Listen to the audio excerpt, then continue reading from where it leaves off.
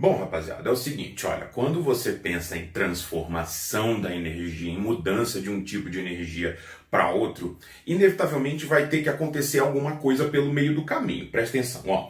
Digamos aqui no meu exemplo, né? Ó, tenho aqui um cidadão que está correndo com uma vara, isso aqui é um daqueles saltadores com vara, né, e tudo mais. Ele tem que passar por cima de um sarrafo, depois de enfiar a vara no chão, a vara entorta, né, deforma, devolve para ela a condição normal, ela fica reta novamente, mas com isso o camarada que estava preso nela acaba sendo lançado lá para cima. Tá, tudo bem. Eu tenho vários tipos de energia aqui envolvidos. Eu vou focar apenas em dois. Ó. No fato de que esse camarada inicialmente ele está correndo, então ele vem com uma certa velocidade, portanto ele possui energia cinética. E depois que ele enfia o sarrafo no chão, a vara no chão entorta, ele passa a ter, portanto, energia associada à deformação, energia potencial elástica, tá? Passa a ter, portanto, essa energia potencial elástica. Então, de uma situação para outra, eu fiz acontecer uma mudança de energia, uma mudança na forma, na cara dessa energia.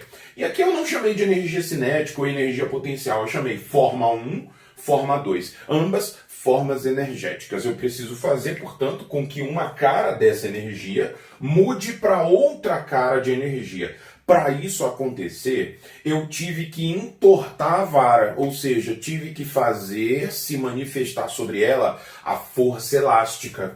Então, para que uma forma energética ganhe outra cara, eu preciso necessariamente da ação de uma força.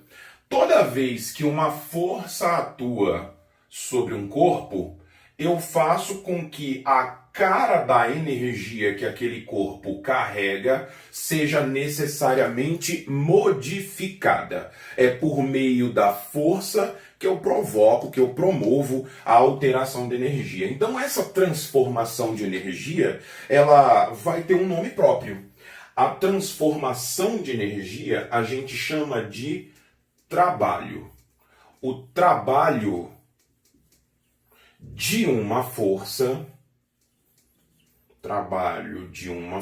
sempre é por meio da força que o trabalho acontece, é, portanto, a capacidade de variar a energia. O trabalho é a capacidade de mudar a cara da energia. Variar a energia aqui tem significado de mudança. O trabalho tem por função mudar a energia, tranquilo? Só que esse trabalho tem uma forma própria de acontecer por meio da força. Ele tem um jeito próprio de acontecer. Acompanhe aqui comigo.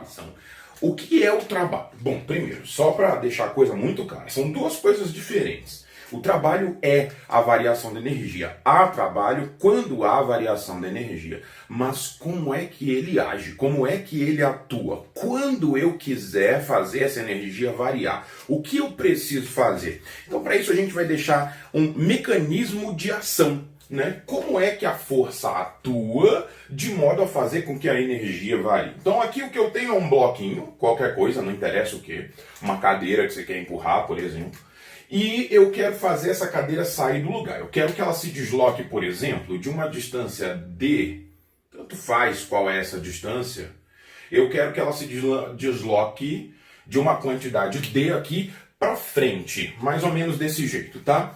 O que eu preciso fazer? Bom, aplicar uma força no corpo para que ele seja deslocado. Isso aí não foi eu, Wilton, quem falou, foi a primeira lei de Newton. Um corpo só altera o seu estado de equilíbrio, nesse caso repouso, se necessariamente uma força atuar sobre ele, tá? Então, tem uma força, o corpo estava em repouso, tem uma força, quero deslocar. Só que a força que eu apliquei, ela não está totalmente envolvida em fazer o deslocamento desse corpo. Ela está suavemente deslocada da direção horizontal. Então, por esse motivo, o que eu vou fazer? Eu vou decompor a força. Se liga, ó.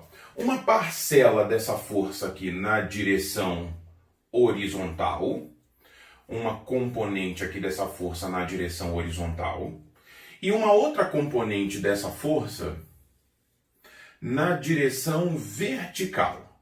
direção vertical. Mais ou menos desse jeito.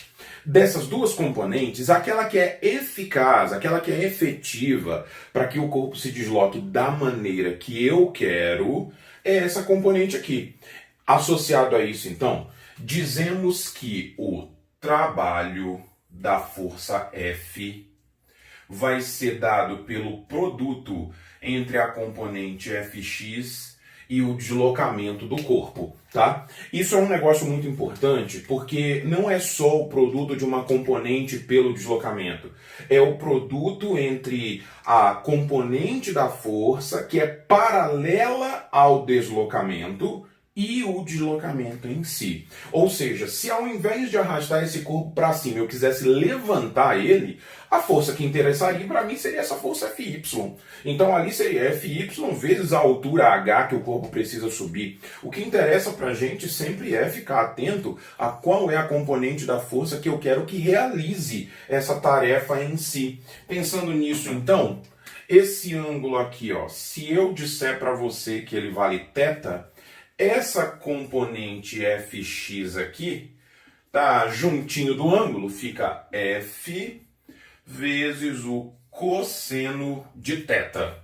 Pensando nisso então pra gente, esse tal desse trabalho realizado por essa força F será dado então por F vezes o cosseno de θ vezes D, só reorganizando para ficar bonitinho. Vai ficar F vezes D vezes o cosseno de θ. Em geral, é isso aqui que a gente costuma escrever. Mas aí eu tenho que, de novo, lembrar você a respeito do que essas coisas significam.